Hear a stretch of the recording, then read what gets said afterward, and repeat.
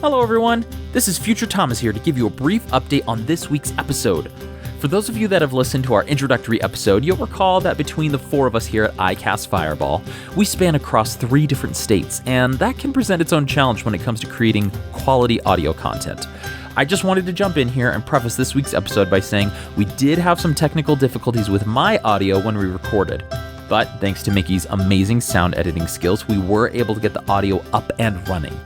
It's not the full crisp quality sound we try to give you from week to week, but it should still be enough to help immerse you in the tense moments that are bound to come. But we wanted to give you all a heads up, especially in this exciting follow-up episode. Now, without further ado, on to this week's episode. Hello everybody and welcome to this week's episode of iCast Fireball, an actual play 5e D&D adventure where we play through the campaign Tyranny of Dragons.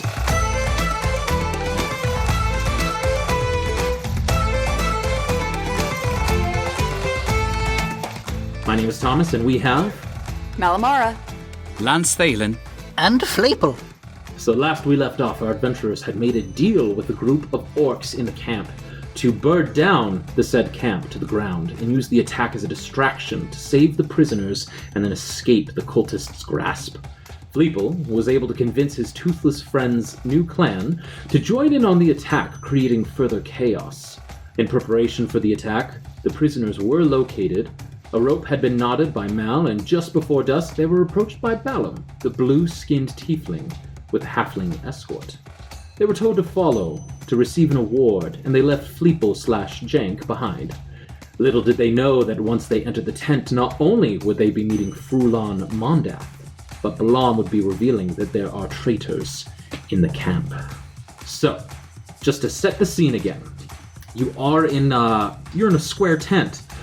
And in front of you is Frulon Mondath, a somewhat small, not necessarily diminutive creature, but she is a human with short pixie-cut hair, and she is very much in control of this entire tent, control of this entire room. In here, you have Ildrex, and you have Balam, and then you have the halfling that was accompanying Balam, and the two of you, both Mal and Lance, and those are the only recipients of the tent currently. Frulon Mondath, she turns to Balam and goes, "So Balam, you say these two new recruits are not what they appear? They are indeed spies? It is a bold accusation even for just younglings, if you will, so please, what evidence do you have of this?" To which Balam expertly and very comfortably walks up and goes, "Mondath, you know that there are those in the camp that would seek to overthrow you, to take leadership from you. It is no secret in our organization that we reward initiative. But to go against the leader of a camp, well, that is... someone has to be quite crafty, and requires a lot of planning for that to occur. When I was on the most recent rear guard with Ildrix here, we came across these two individuals on the road. They had donned cultist robes themselves, and upon further investigation, they had pendants themselves as well. Well, one of the watchmen on the rocks, they spotted them, and they started to attack, so naturally, Ildrix, myself, and everybody else had to attack as well until Ildrix... And at this point, Balam looks over to Ildrix, who is standing in the corner with his arms folded. Stopped the attack. Quite unusual for one of his station. We all know that after a raid on a town, we don't necessarily wear the garb of our order. We don't wish to give ourselves away unless explicitly in the service of her queen herself. So this was quite amusing to me, and alarming to me as well, as I further investigated, questioned, and invited one of them into my own side of the camp. He looks right to you, Mal. I was curious, and upon further questioning, further investigation, I became troubled with what I had found. At this point, Balam is circling the room, sort of creating some sort of presentation for Mondath, and circling in front of you, Lance, and you, Mal, going over to Ildrix, sort of a slow back and forth. I became suspicious, so I sent Ovak to properly quell this half-orc's possible disobedience. When Ovak was unexpectedly beaten in combat, I became even more cautious, and I sent this halfling here to follow her around, see what she did, see who she associated with. Much to my surprise, she had previously claimed that her and this elf here had some minor interaction to where there was a drinking game that was lost, and that was all that they had in common. But throughout the hours, and as the hours toiled on, my spy here recorded a number of occasions to where they shared camp with one another. They discussed things in private, and so I ordered him to go listen in. You can imagine my surprise when they too were actively seeking to cause a commotion, cause a riot here in the camp. At this point, Mondath looks at the halfling and goes, "Is this information true? Is Balam putting words in your mouth, or are these the things that you heard?" And the halfling goes, Yes, Mondath. Yes, they found a little cavity inside the mountain here, and I followed them. And when I had found them, they were with the half-orc was with the elf, and they were discussing how to cause a ruckus, if you will, a commotion, to create chaos in the camp. I wasn't able to glean on their purpose, and Balam steps in at this point, but I believe the purpose is quite clear. We just have to go back to the first encounter that we had with them. Who stopped them from getting killed? Who stopped the attack? Well, it was none other than Ildrix here. And all attention goes up to Ildrix, who is taken aback and is not expecting this attention here.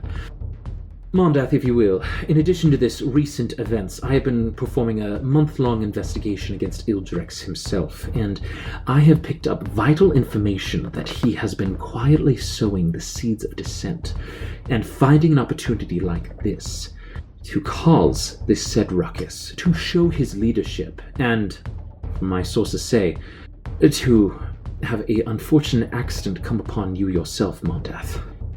Why, you are aware as I am that Resmia herself, she prefers to truly reward those who take initiative, and if there's an accident, she has little care of how the accident happened.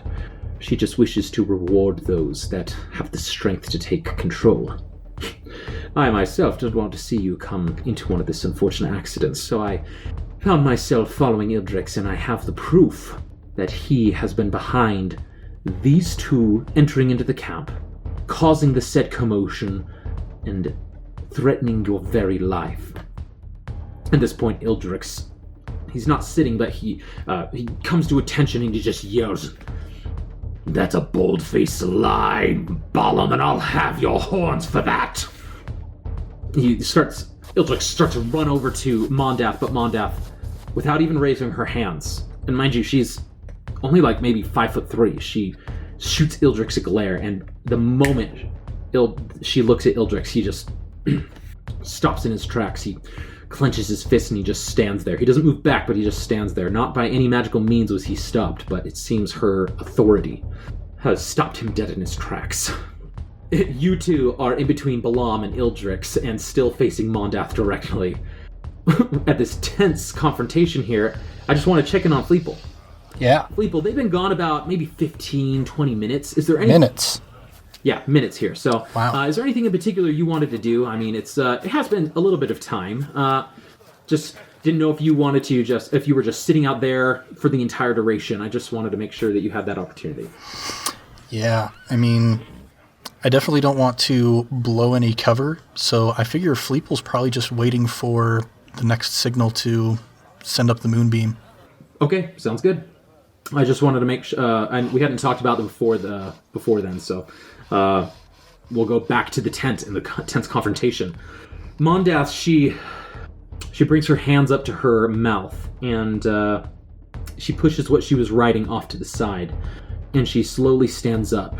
And as she stands up, she calls out and goes, "Gods? Gods?" And one of the tent flaps opens on the north side, and goes, "Yes, Mondath." Please send for Langdorosa. I need his guidance in this matter here.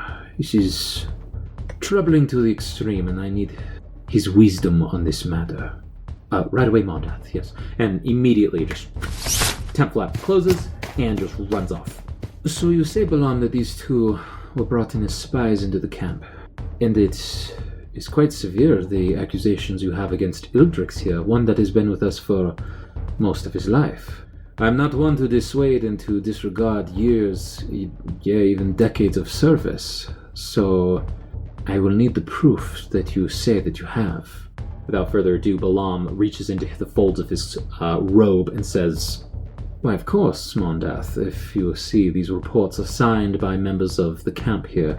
Other scouts that I have sent, one of them even by Ovak herself, saying that she has overheard in certain conversations with specific soldiers of his specific retinue that he has been creating a moment just like this.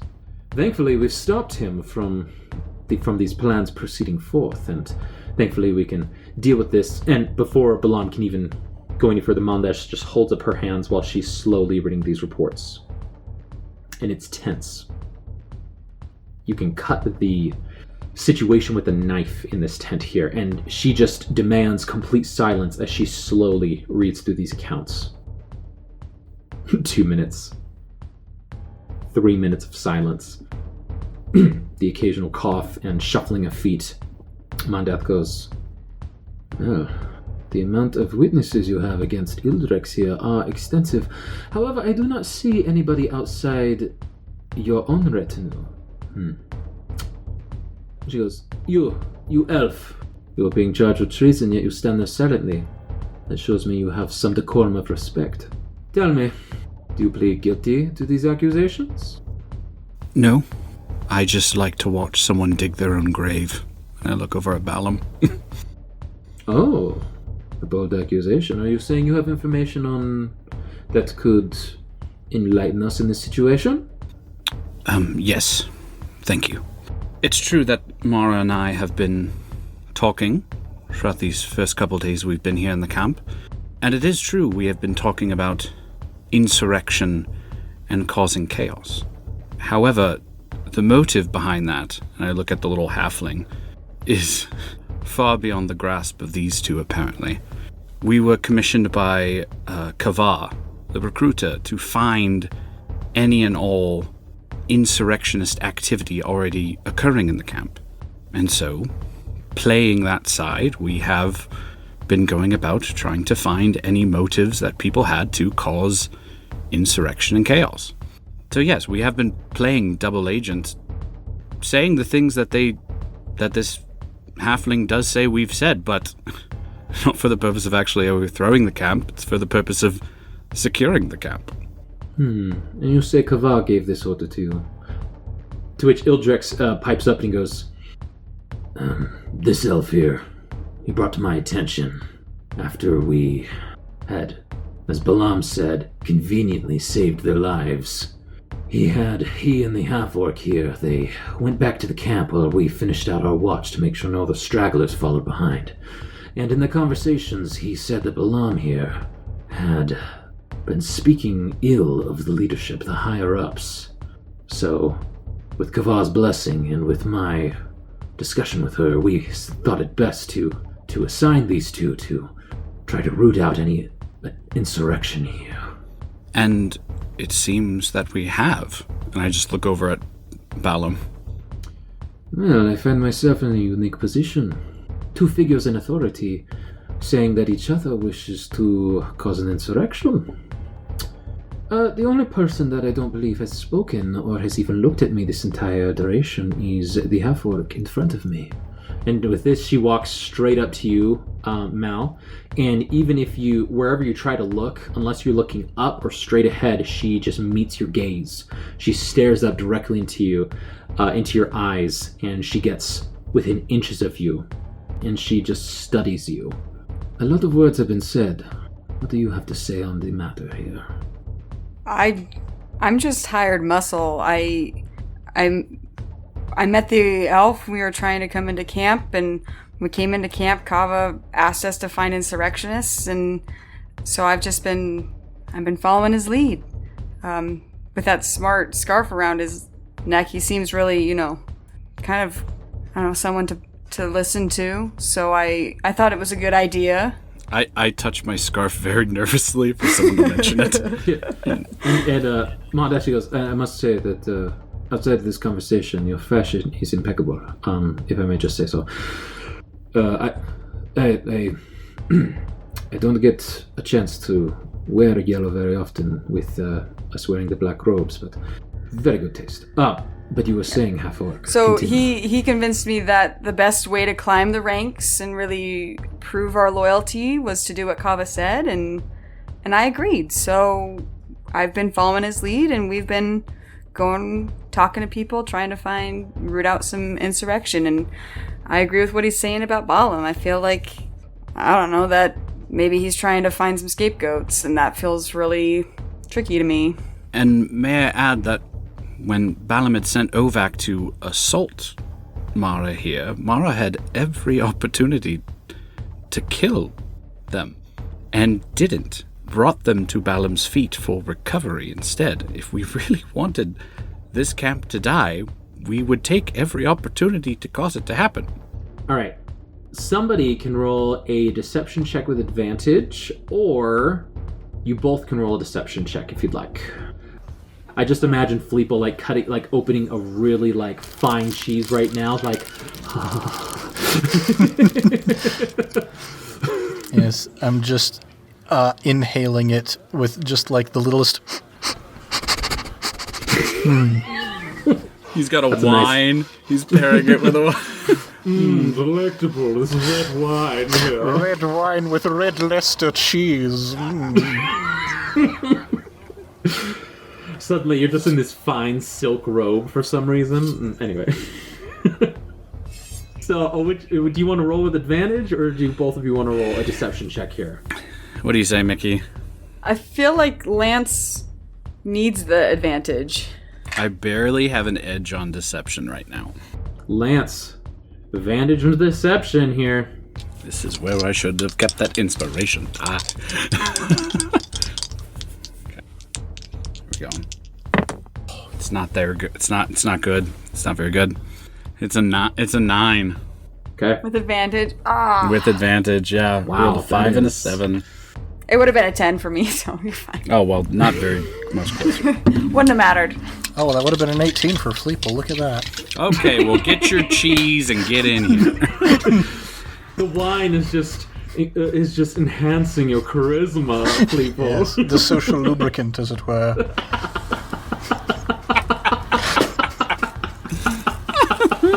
Oh gosh. Okay.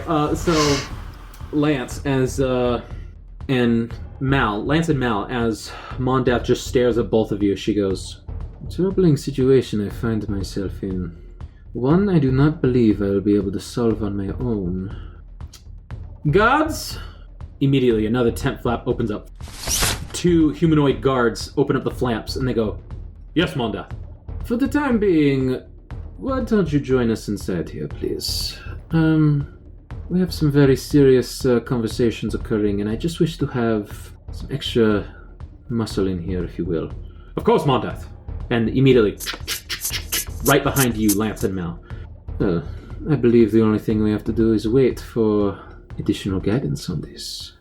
At this time, Filippo, with your passive perception, you are not too far from the tent, if I recall. Mm-hmm. Maybe a couple... Actually, where were you exactly? So Fleeple was pretty close to Kava's tent, kind of on the other side of the clearing. That's right. So being in at Kava's tent, you have a direct line of sight. Even though the sun is setting, you have dark vision, greater dark vision, if you will. So you're able to take off your magical glasses, and you really just, finally, I can see. And as you do, you see a figure exit from the cave that is not too far from the major tent. And with your passive perception, you're able to identify that this is a half-dragon figure. A blue half-dragon figure. I turn around. You turn into a beak thing. And actually... Okay, so you turn around.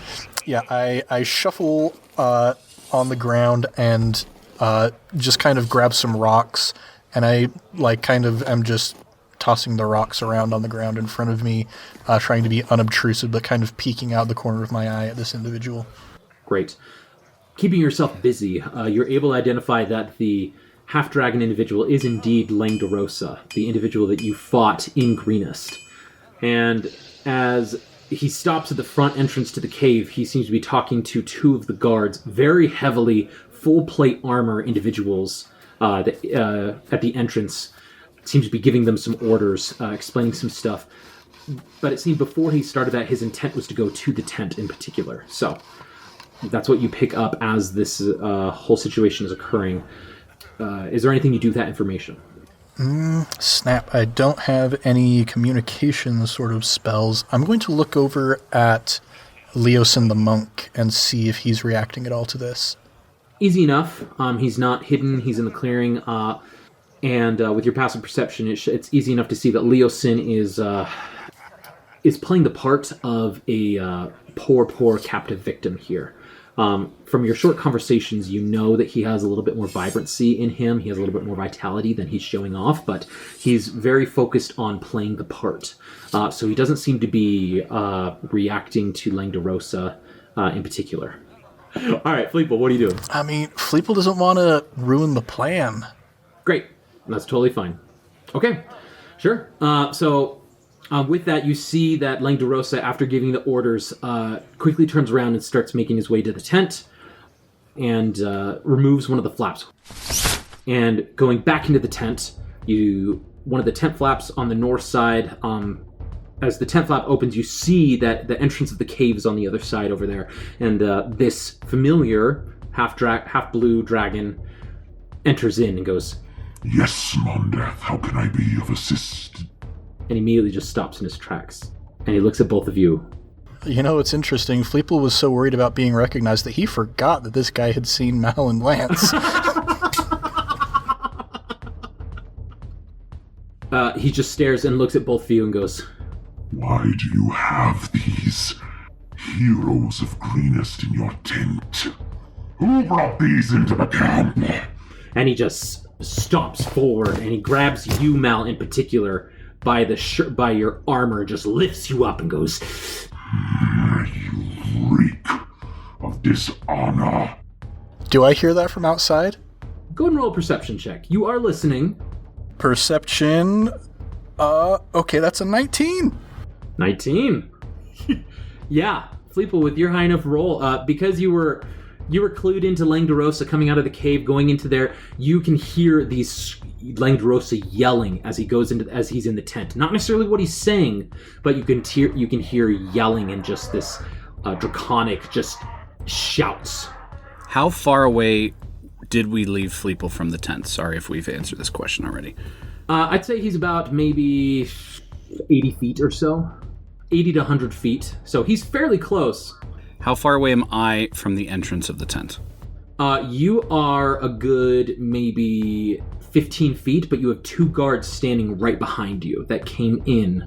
So yeah, you're about 15 feet from the entrance to the tent in particular.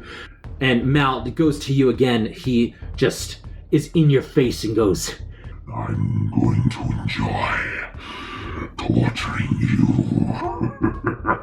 Is it possible? I know I can't see him right now, but can I try and blast the moonbeam through the roof of the tent on top of this guy?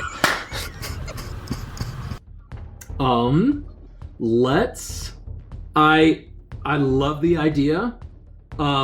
Let's roll for it. Let's make it a roll. Okay. It's a fairly large tent, but what the heck? I'll let you do one more perception roll. Okay, guidance the heck out of this, please. I gave my inspiration to Mal. Oh, that's an 11. Whoa. 11. Okay, that's going to determine what I need to roll in order for you to ride on top of him. So let's go ahead and see. So I've made my roll. Fleeple, you cast Moonbeam, yes? Yep. How far away do you have to be from Moonbeam again? 120 feet. Okay, sounds good. So as you hear this yelling, and you're like, oh, okay. And you just cast Moonbeam and you thrust it out into the sky. As the sun is setting, the moon has still been in the sky throughout this entire day. Remember, it was a full moon the past few days. And the moon just shines almost like an explosion happens across the surface of the moon. Just shing! I guess very anime style, if you will. And just... It's just this cylinder of moonlight comes crashing down where you think Langdorosa is currently standing, or at least the general vicinity of where they are. As you do, Lance and Mal and everybody inside the tent, you hear this moonbeam come, I suppose? This force enter the tent. It's behind Mondath, and everybody turns back behind her desk where her living quarters are. And through the roof, just this bright, brilliant, just white light just encases your sight. Not hitting anybody, unfortunately, but this is the signal. It has been made. As soon as I see that, I am going to backstab this dragon. Let's roll initiative. Of course, I'm rolling terribly tonight. Hey! Well, at least it sounds like one of us got a good roll. Dude, I'm thinking back to last session when Thomas was having us roll those perception checks that were definitely to try and see the stupid halfling out there, I now realize. That's right. How much did we have to roll to see him? Every single time he was rolling a stealth as well. So there'd be times that he'd roll like a 9, but you guys would just be like, I got a 7. And there'd be times he'd roll like an 18, and you're like, oh, I did a 17, you know? So, okay. So for the audience at home, Jacob and I have this tenuous agreement that whoever dies first gets to be the bard. Yep. So we might figure that out tonight. Right now, I'm in the crossfire. Crossfire! Ned, I would pitch to you, if you do the bard, if somehow Fleeple ends up dying, can you please come back as Mud, but Mud somehow has a musical talent that we never knew about? If Thomas is okay with it. I just really like that guy you were with. Mud's like a whistler.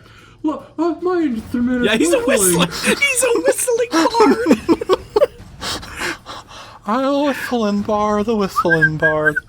I whistle all day, it's really not hard. Okay, let's get initiative here. So 25 to 20. Okay, 15 to 20. 17. 17 for Mal. Okay, 10 to 15. All right, 5 to 10. 6. Lance with the 6. And Fleeple, what did you get? Well, when you roll a critical fail and your initiative is only +3, you get a 4.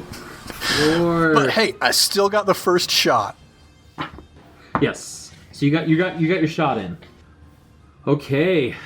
As the moonbeam comes down and just reverberates everywhere, it's reverberating your soul almost.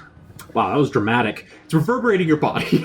No, that's canon. It's in. There are souls in this world. Yep. They reverberate. And moonbeam reverberates them. Mal, you're actually first. There's so many things I want to do, and I can't do them all on one turn. Okay, so... You were being essentially grappled by the Langdorosa in front of you. To get out of the grapple is a full action. Great. I'll slap my chest and cast mage armor on myself. Mage armor, sounds good.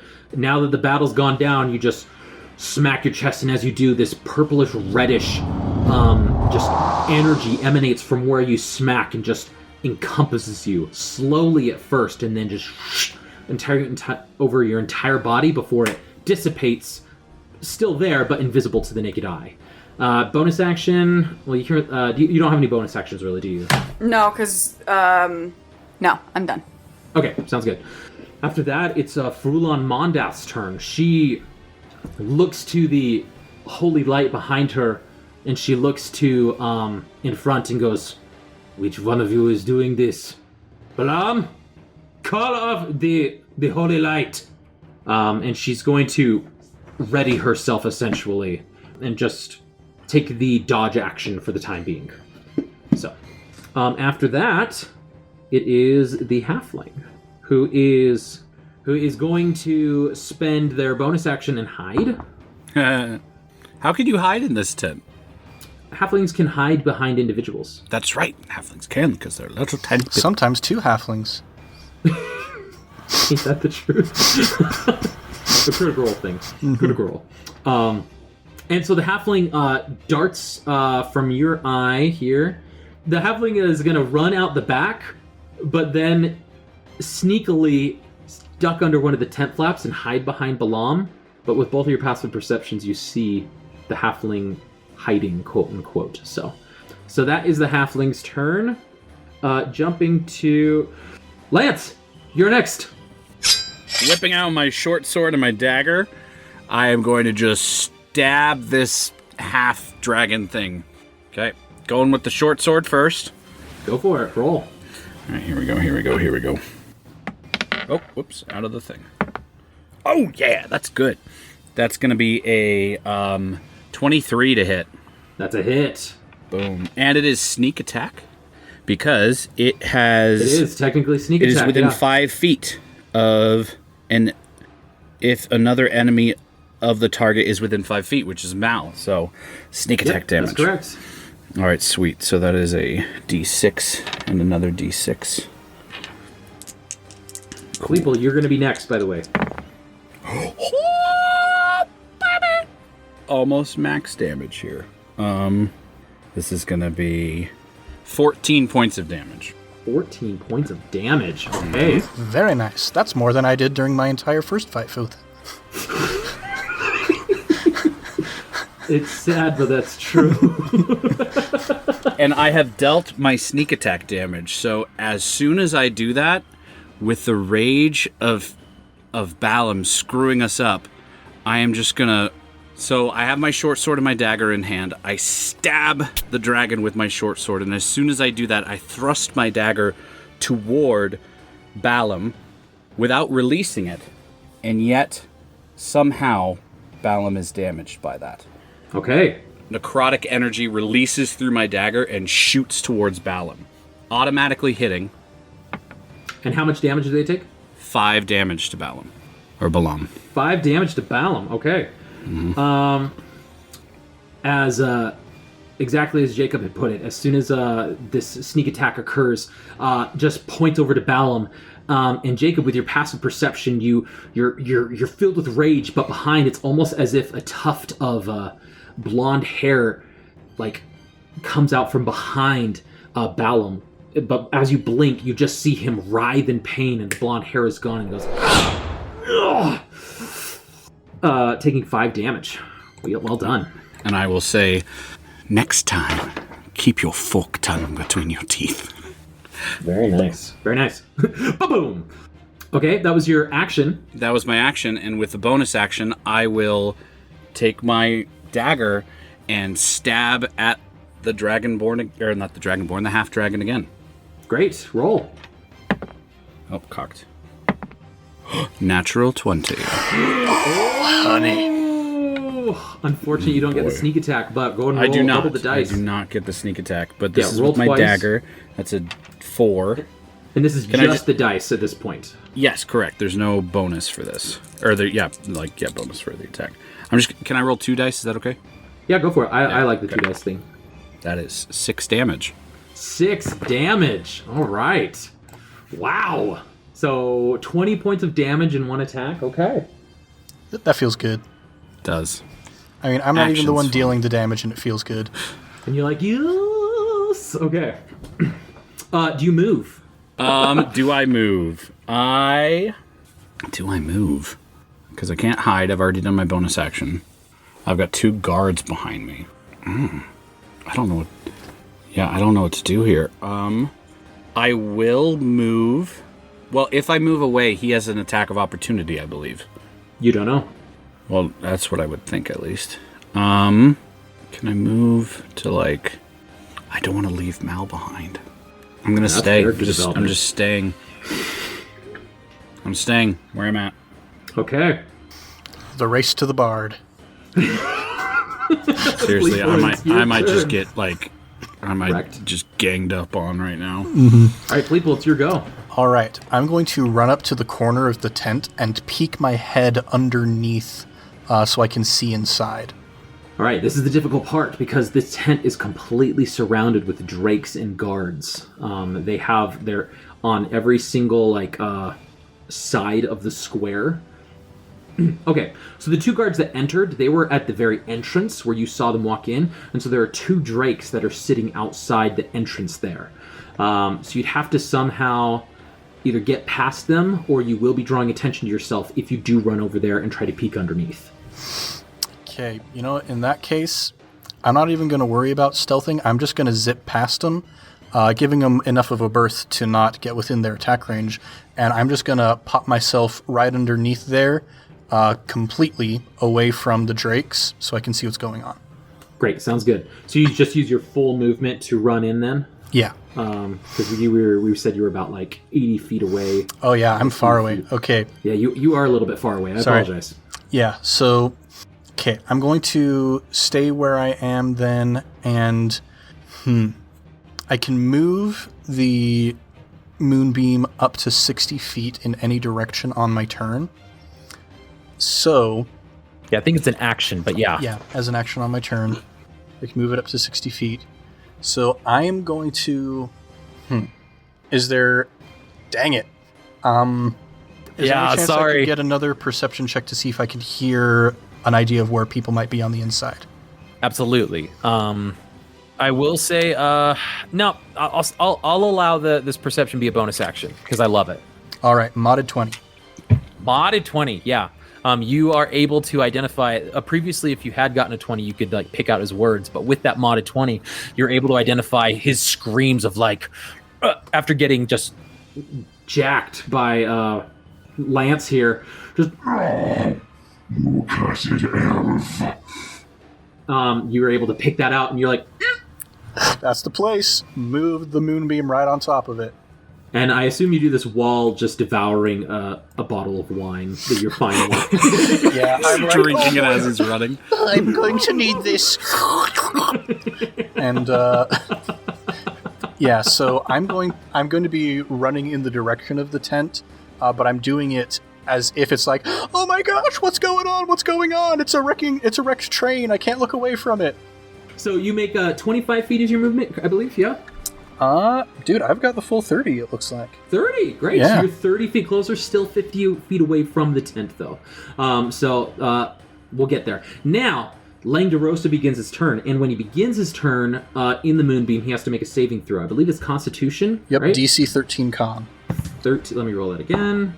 13. Okay, he rolled a 23. 23, so he succeeds, still takes half damage, which is 5 radiant.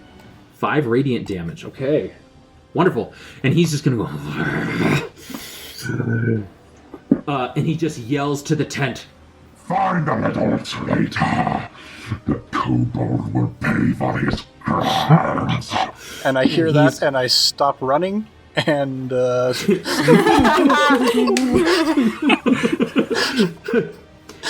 just see myself out. And with this, he just, Mal, he is going to just stare right in front of you. Oh, what is he going to do? What's he going to do? What you gonna do? What's he gonna do, Thomas? What's he gonna do? Yeah, Mal, he's just going to stare right in front of you. And he just sucks in. And you feel your hair start to stand on end. I will say, because it's a big wind-up, I will allow you a dexterity saving throw, but with disadvantage here, so... Hey, remember that time that I don't have a backup character that's a bard, and it's the other 2 that wanted... Don't worry, me and Ned will forward it to you. With disadvantage, you said? Actually, I just read up on Grappled, you don't have you don't fail dexterity checks still. So... My bad. I thought you would have automatically failed, so I was giving you disadvantage, but reading the grappled condition, You just can't move, so just roll a normal dexterity saving throw. Oh, hopefully that's not too bad. 19. 19. So, 19, that's a success. So you only take half this damage. Good. Yeah. So you take 10 points of lightning damage. It's 20 points. Yeah, that's a full 20 points. Oh boy. Oh boy. Woo! So you take 10 points of lightning damage, and you are... Oh, and it hurt. That hurts. And he's going to toss you off of himself, or at least let go. And he's going to look at you, Lance, and he's going to action surge. Of course he is. And got a he fighter. is going to pull out his greatsword. And so, that is a 24 to hit, Nope. Yes, of course it does. and that is a 17 to hit. They both hit. Okay. And because we have a DM who refuses to ever level us up, I do not have uncanny dodge or anything like that. Oh, man. Okay. Nope, that's called level 4. Good news, only 14 points of piercing damage. Oh, only half. There you go. And that is going to be his turn. So we go to the top. Oh, nope, sorry. Guard 1 and Guard 2. They are just caught off guard. They have no idea what's going on. Pun intended. Off guard. Yeah, they're just caught off guard, and they're pulling out their weapons the entire time, and were not prepared for this type of an attack. So that's them. And then finally it goes to Balam. He ends the whole thing here, and he is not looking too great. So he is going to, let's see. He is going to, yeah. No, he's not. No, he's not. He's going to cast Ray of Frost at Mal here. Just as an edit, uncanny dodge is level 5. So even if we had leveled up, wouldn't matter. There you go. Does an 11 hit your armor class? Not currently. Oh, very nice. So this Ray of Frost, he just thrusts it out, and as he does, it goes to you, but as it's about to impact you, it looks like it's about to hit your face, and that purplish reddish energy just catches the frost, but then it like envelops it and it like devours it to where it doesn't like dissipate, it just disappears inside of this invisible barrier. And Balam goes, Monda, this isn't my doing. And he's going to try and back up away from all of you. So as Balam goes towards the entrance, he reveals the halfling that had hidden behind him, and the halfling's going, oh, no, what the? But so he's still in the tent. Balam is still... Actually, no. Balam runs out of the tent. He just books it out of the entrance, and as he does, Filippo, you see Balam just stumble out of the entrance there, past the two drakes who just look at him and are aware, like, they're on alert, but he just runs 10 feet out of the tent. So he is now 40 feet from where you currently are at. So we go to the top of the initiative order. So Mondath is going to roll a Constitution saving throw. Rolling good tonight, guys. That is that's an 18. Well, guess who rolled 2 10s, half damage, still 10 radiant. There you go. Oh, that feels good. There you go. Well done. She is going to back out, and she is going to, she's going to back out of there and go towards where her living area is now just demolished. And as she does, she's going to cast Spirit Guardians on herself. And they're going to erupt in a, I believe, 5-foot radius as well. But she seems to be backing away from the current situation here. Okay, Oryx, it's been 6 seconds. Let's go. Yep. Why aren't they at the tent already? I could just imagine the orc camp. They've been making that freaking stew, and they're just about to dig into it, and boom. Oh. Great. So that's Mondath's turn. It is let's see, Mal, you're next. They must have rolled really low, too. They did. They rolled terribly. Mal, what do you got? As a bonus action, I do have a bonus action spell. I will cast Hex on Lenderosa Langdorosa, great. in front of me. As you do, this reddish material erupts from your finger, almost as if it were like an actual liquid, and it falls on his chest, and he goes to scrape it off, but as it does, it just smears and grows into around him, and he's just slowly pulsing this reddish color, and it's just emanating from him. Great. He will have disadvantage on wisdom saves so he can't see Lance if he's hiding. So that's wisdom checks, you mean? Yeah, wisdom checks. Thanks. Yeah, okay, great. For So that was your bonus perception. action. Yeah, that was my bonus action. And I will pull out that, this is a special occasion. I'll pull out that long greatsword that I have and take a swipe at him because he's standing right in front of me. All right, go ahead and roll. Does a 19 hit? 19 does hit. Ooh, it does? Yeah, it does. I was worried because isn't he in full plate? He's not in full plate. The guards of the cave were in full plate. But he does have splint armor on. Sure. Oh, not great. 1, 2, 3, 4, 5, 6. Plus. So 6 plus 4. So 6 slashing damage, 4 necrotic damage for 10 total damage. Ooh, 10 total damage. Okay. Langdorosa, he's trying to, like, throw this liquid off of him. This emanating, he's just like...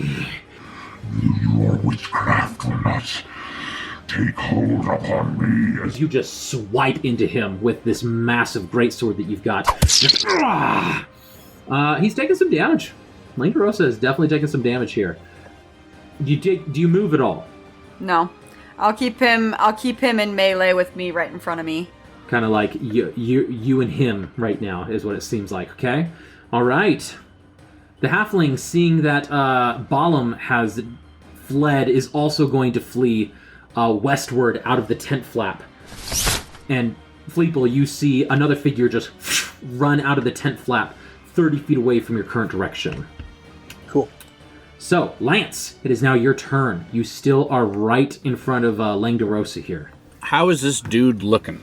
He's looking like he's taking some hits, but he is very angry. And he's very just like... you can... just from your passive like insight, if you will, you can tell that he's like... Although he's very angry, he's like alert and heightened right now. So he's not like wary at this moment. Doesn't seem like he's necessarily like about to fall down. Crap, what do we do here? There's 2 guards freaking behind me. Part of me wants to run, part of me wants to stay. Okay. And then Fleeple, you're next after Lance. Okay. That's what I'm going to do. I'm going to, if you would allow me, Thomas, almost as a free action, I would like to shout something. Okay. Yeah. Shouting is pretty typical, so yeah. Okay. I will just shout, because Balam has left the tent, and I will just shout, "Stop the traitor from leaving!" Trying to get those guards outside maybe to think that Balam's causing this crap. Okay. Just going to throw that out there. See if it sticks. Sounds good. Okay, that's a free action. Yeah. All right. Then I'm going to... I'm going to use my regular action with my short sword again and stab at this dude. Okay. Go in front of us. attack. And, oh, wait. Actually, you know what? Nope. Changing that. Oh, no, I can't do that. Never mind. No, I'm just going to stab him. Okay. I'm just going to stab him. I thought about, I'll go behind him to flank him, but then I'm in the freaking moonbeam, so... Stabby stab. So never mind. All right, stabby stab, stab, stab. But don't you get something because I'm standing there still? That's for sneak attack if I hit. The roll is 16. 16 misses. Oh my gosh. This guy.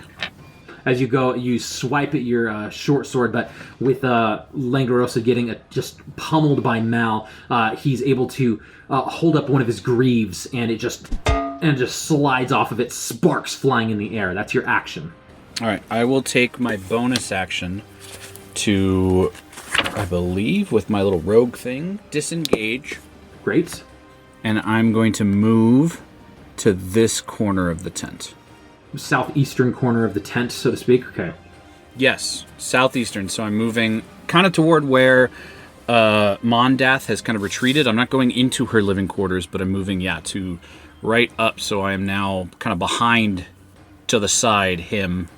So you John Cena him, and as you John Cena him, you just make your way over to the southwest corner, just buckling down, so to speak, right?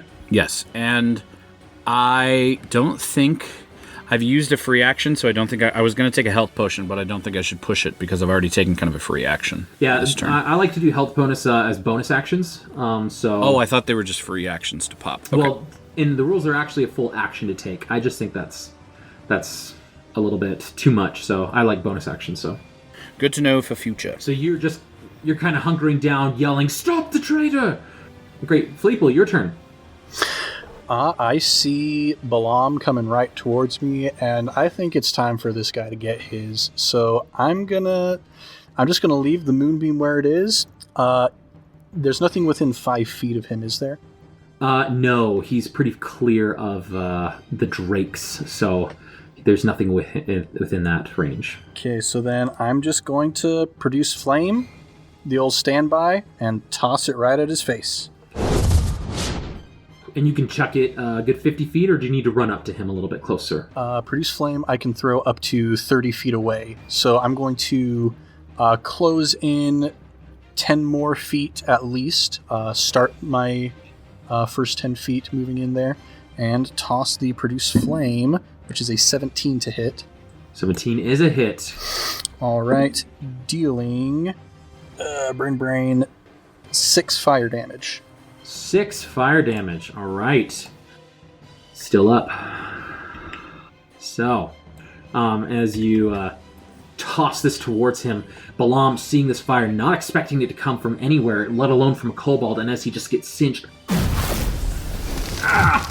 he looks towards you and just, you. I'm going to close in the rest of my 30 feet, so I'm 10 feet away from him. And I'm just going to go, I heard traitor! And I'm going to look at all the guard drakes and just point right at him. Okay. Sounds good. I'm going to roll for them to see how they react when it comes to their turn, but okay, well done. Langdorosa is starting in the moonbeam, so he's got to make another con save. Ooh, that's a fail. Yes! Finally! That is going to be 16 radiant damage. There you go. Okay. As he's just pummeled with this stuff, this moonbeam is really starting to.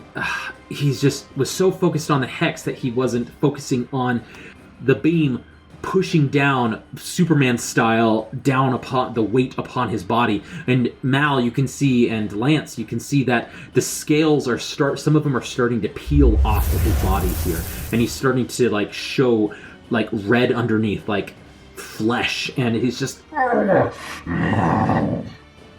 well done there. He is looking real hurt there. Nice.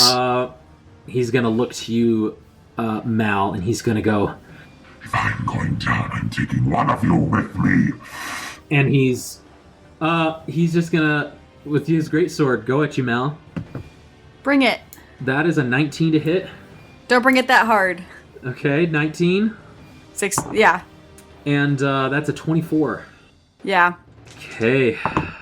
The first one is 12 points of slashing damage. Are you up? I'm still up.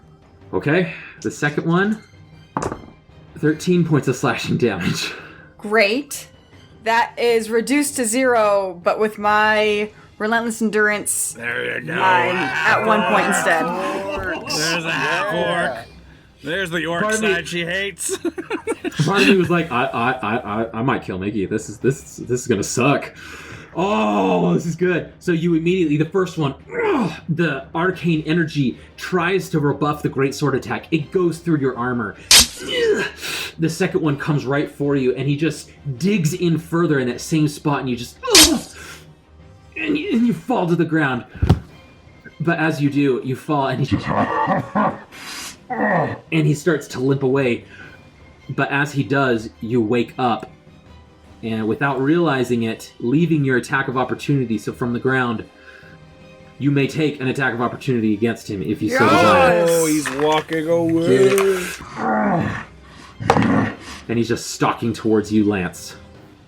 22. That's a hit. Yeah! Finish him! Oh, that was really good. 9, 10, 11 slashing plus 6 hex. 6 necrotic. So what's the total? 17. Great. 17? Glad someone else was counting for me. Yeah. Mal, tell us how it is done.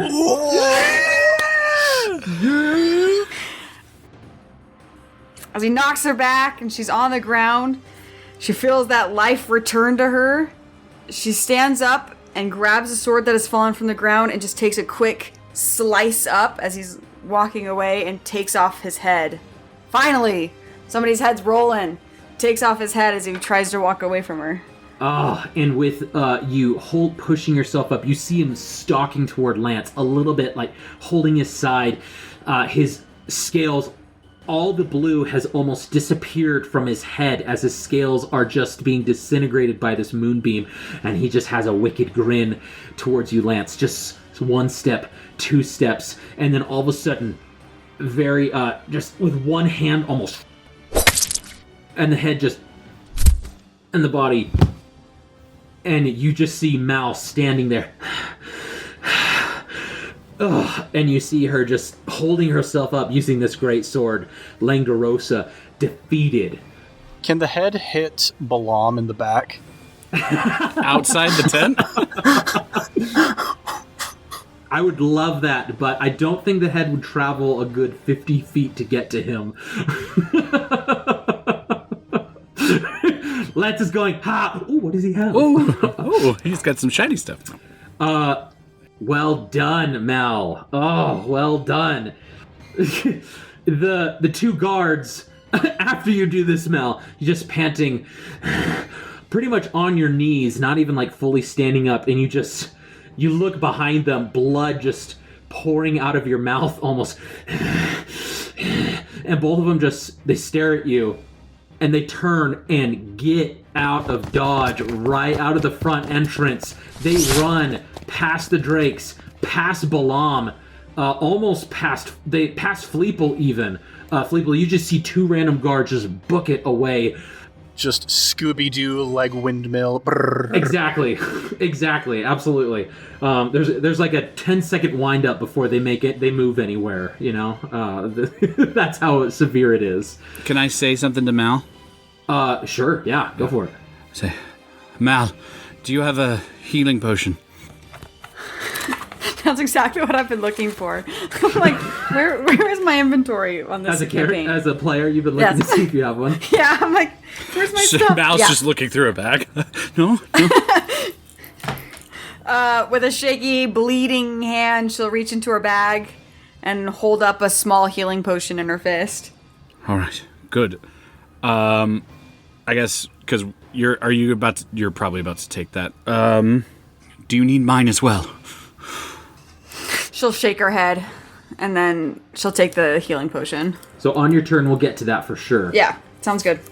So, after this short interchange, still in front of Mondath, who is still in the tent here with her spirit I thought guardians. Mondath went behind her little flap thing. Yeah, I was wondering that too, if she was in the same area or if she was behind a flap. She is behind like a small flap, which denotes like her living space. So you have to like go through like this sort of like almost curtain. It's not like a heavy tent flap. So she's not in this immediate room, but she's still in the tent, and you know her to just be on the other side of you, Lance, right now. After checking on Mal, you still are aware, and you quickly like. You see her, and you see the spirit guardians swarming around her. These tiny red dragons just breathing fire throughout the air that seem to be engulfing her. We get to Balaam, it's Balaam's turn here, 10 feet from Fleeple, and going, "You have brought me nothing but pain and frustration!" And reaches out to you, Fleeple, and is going to... What? So the order of combat, I thought Balaam was after me. Balam is after you. He's at the bottom of the initiative order with Frulon Mondath. But Mickey just went at the top. No, I did as a reaction. It was. That was the attack of opportunity. Lenderosa's, Okay. Yeah, it was Lenderosa's That's turn. right. That's right. Yeah. Okay. Just double checking. Okay. Yes, thank you. Okay, so, Fleeble, Balam is gonna cast Ice Knife at you. Bet you won't. Oh, you call me out? You call me out? Don't. You Don't. roll that Last time D20. that happened to me, I hit 0 hit points. Natural 20. Well, Okay. Oh, gosh. the race to Bard continues. Yeah. Serious? Hey, I'm technically beating you right now because you have not been injured yet. But you're about to. Fleeble, that is 10 points of piercing damage. All right. And you understanding what's about to happen, you're trying to dive away from this explosion here as it sort of is just levitating in the air before you as the familiar beep, beep, beep, beep, beep, beep, beep, beep, beep, beep. Go and make a dexterity saving throw. Well, that is going to be not too bad. That is a 21. Oh, that's a success there. But you still take 2 points of cold damage. 2 points of cold damage. Well, now I'm down to 6. How do you feel about that, Lance? Oh! I feel like I need to catch up. Bet you won't die first. Bet you won't. So, as all of this is happening, Mal, Lance, you're in the tent, not out of danger. Mondath is in the other room, unsure of where this is going to go, where this is going to lead here. And Fleeple, you going mano a mano with Balam here. Everybody, there seems to be like a silence, and all of a sudden,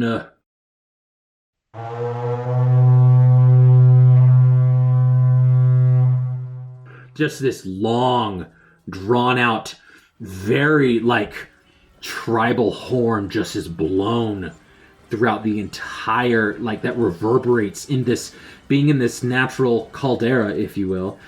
It just echoes and just bounces off the walls, and everybody just pauses. And all of a sudden you see the guard tower at the front entrance to the entire caldera just ignite into flame from the ground. The spiral just immediately, faster than it should, it just licks up the sides, and you hear just screams and yells, and the guards surrounding the tents are shouting for order, shouting at what's going on. And that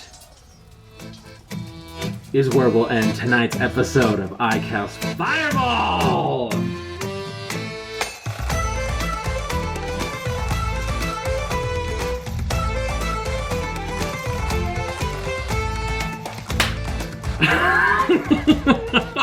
Wow! There you go. Oh man, it felt good That to roll initiative moonbeam for was everybody. crucial. Yeah, it did. Oh man, that moonbeam was crucial. A lot of clutch moves. Man, Yeah. from every one of I us. did not expect that. I almost wanted to give it to you with that argument, like you being like, "Oh well, it looks like you just playing it like well." He made a great argument. Oh man, it was it's amazing. the rolls. Like It's even the bringing rolls. it back The roll. Ovac, that Mal didn't kill Ovac, and I was like, I like to think, because Lance has terrible charisma, but I like to think with this little feature, it just gives him confidence, even though it's probably not very good. He just thinks, Right. I'm really good right now. As Does soon Lance as I just have, shift proficiencies, Lance is just going to be like, oh my gosh, what did I do? Does Lance just have a big hairy mole right between his eyebrows that he doesn't know about? Yeah, it's just persuading everybody not to listen to me. Oh man, oh yeah, that's the way the rolls went, unfortunately. But man, Yeah. some great stuff happened tonight. This was, Yeah. and we'll see what happens Next even time. more with the orcs getting in on it next time on I Cast Fireball. Thank you all so much for listening to this week's episode of I Cast Fireball. We hope you've enjoyed listening as much as we've enjoyed playing this episode, especially with the chaos of being in the cultist camp. Just from wherever you get your podcast from, please leave us a review. It's going to help us a ton in getting us into other people's recommendations, and we just really like to know that you like what we're doing, and it lets us know that the direction we're heading is the right one. You can also email us at icastfireball2020@gmail.com. We'd love to hear from you, how you're doing, and we're hoping to get the word out there to set this podcast on fire. Pun intended. To get the most recent update of content, please follow us on our Instagram and Twitter with the handle icastfireball20. That's icastfireball20. There you can get possible sneak peeks of upcoming episodes, interesting insight from players and the DM, behind-the-scenes shots of us making this incredibly fun world. As always, we've got our sister podcast, Improv Tabletop, where our resident kobold, Ned, takes a turn as a GM and runs through mini one-month adventures using the Fate-accelerated tabletop system. We recommend you go ahead and give them a listen. Feel free to like, subscribe, and share with your friends and fellow wacky adventurers. But until next time, I am Thomas, your DM, and around the table we've got... Malamara. Lance Thalen. And Fleeple. Keep the fire going, and see you next time.